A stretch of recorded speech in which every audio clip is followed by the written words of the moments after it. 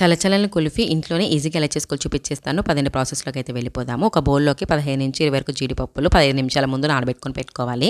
Stove వెలిగించి కడాయి పెట్టేసి 1 litre పాలు వేసి మరుగుతున్నప్పుడు నానబెట్టుకొని జీడిపప్పు మిక్సీ జార్‌లోకి తీసేసుకొని కొన్ని పాలు కూడా వేసేసుకొని మిక్సీ చేసేసుకొని మరుగుతున్న పాలల్లో వేసి బాగా కలుపుకోవాలి. ఇంకొక బౌల్ తీసేసుకొని 4 టేబుల్ స్పూన్స్ కస్టర్డ్ పౌడర్ పాలు వేసేసుకొని ఉండలు లేకుండా బాగా కలుపుకోవాలి.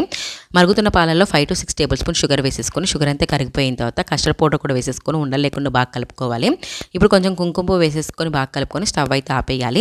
చల్లారాక మిక్సీ జార్లోకి తీసేసుకొని మిక్సీ పట్టేసుకున్న తర్వాత ఐస్ క్రీమ్ చేసుకునే గ్లాసెస్లు ఉంటాయి కదా, దాంట్లో కొంచెం కొంచెం వేసేసుకొని గార్నిష్ కోసం కట్ చేసుకున్న డ్రై ఫ్రూట్స్ కూడా పైన వేసేసుకొని సిల్వర్ ఫాయిల్తో క్లోజ్ చేసేసి మధ్యలో ఐస్ క్రీమ్ స్టిక్ పెట్టేసి డీప్ ఫ్రిడ్జ్లో 6 to 8 hours ఉంచితే సరిపోతుంది.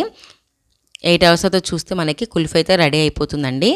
చల్లని టేస్టీగా ఉండే కుల్ఫీ అయితే రెడీ అయిపోయింది. పిల్లలకైతే చాలా బాగా నచ్చుతుంది. మీరు కూడా ట్రై చేసి ఎలా వచ్చిందో కామెంట్లో చెప్పండి. వీడియో నచ్చితే లైక్ చేయండి. బాయ్.